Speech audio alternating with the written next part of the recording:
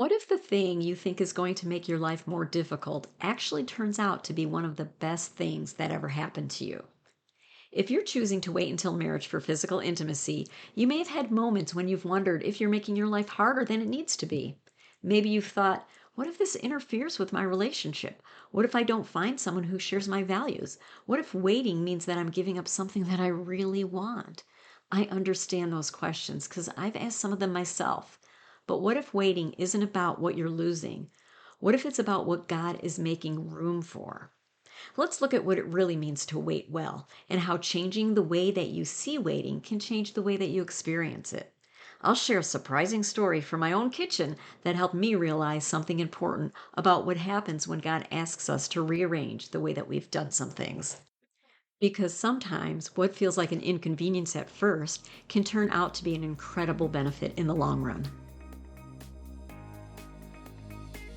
Is waiting for physical intimacy until marriage taking too long? Are you tired of repeating the same relationship mistakes? Do you want to build a relationship God's way? If that's you, you're in the right place. Hey, I'm Maria, married to a godly man I never thought I deserved, and I learned how to experience true intimacy without compromising my values. If you're ready to grow closer to Jesus, heal from your past, and make wise relationship choices, let's discover your godly love story.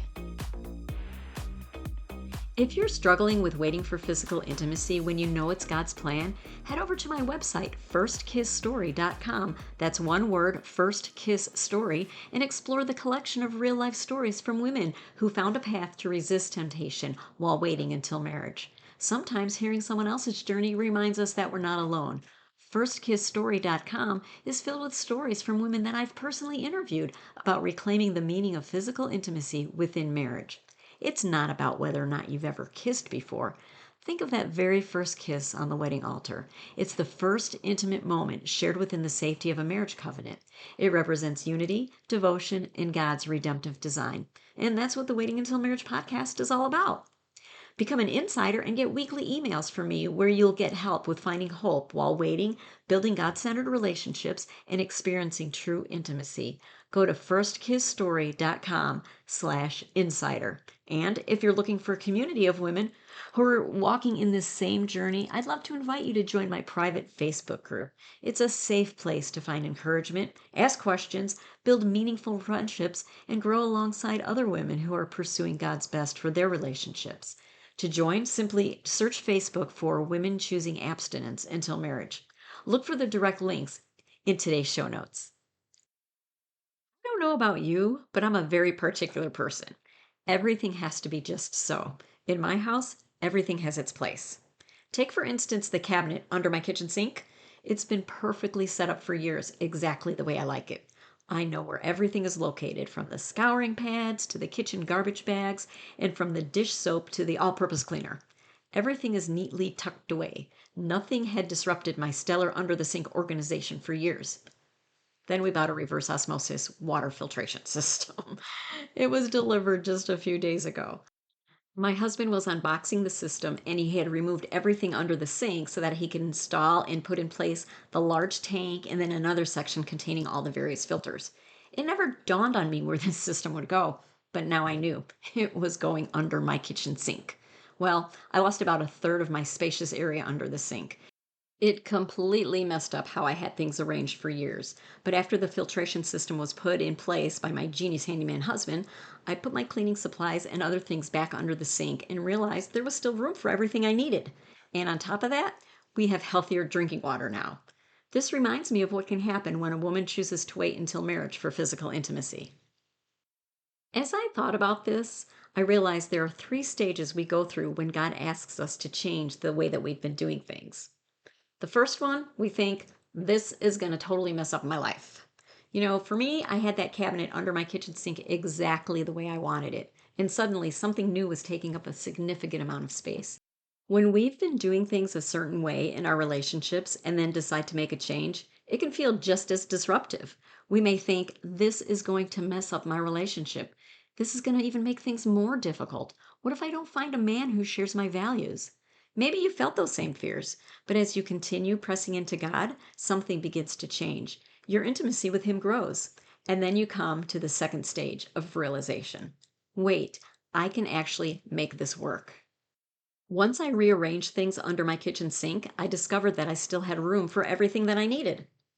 When we as women choose God's way of doing relationships, we may have to rearrange some things, such as our expectations, our boundaries, our dating habits, perhaps even what we once considered a healthy relationship, but realized that it wasn't that at all.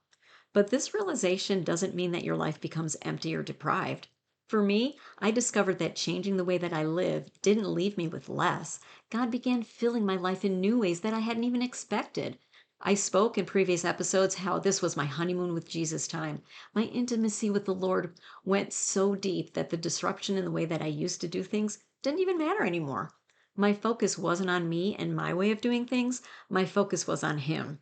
And that's where my spiritual growth really began. I yielded completely to Him, and I was never the same.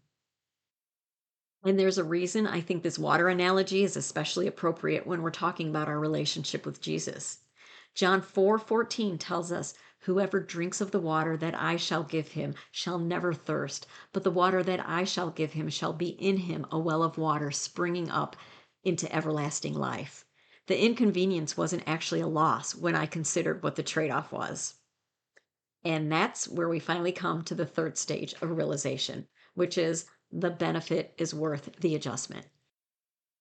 I didn't lose all those things I had under my kitchen sink. I gained healthier drinking water from the new filtration system.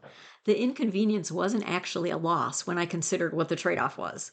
Abstinence before marriage can feel like an inconvenience when you're focused on what you're being asked to give up. But when you understand what God is doing through this season of waiting, He's protecting you, He's preparing you, He's healing you, He's strengthening you, and He's teaching you to trust Him. The adjustment is well worth it.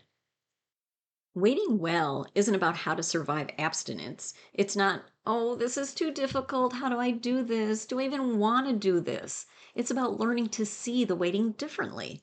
When we're focused on only what we're giving up, waiting can feel like deprivation.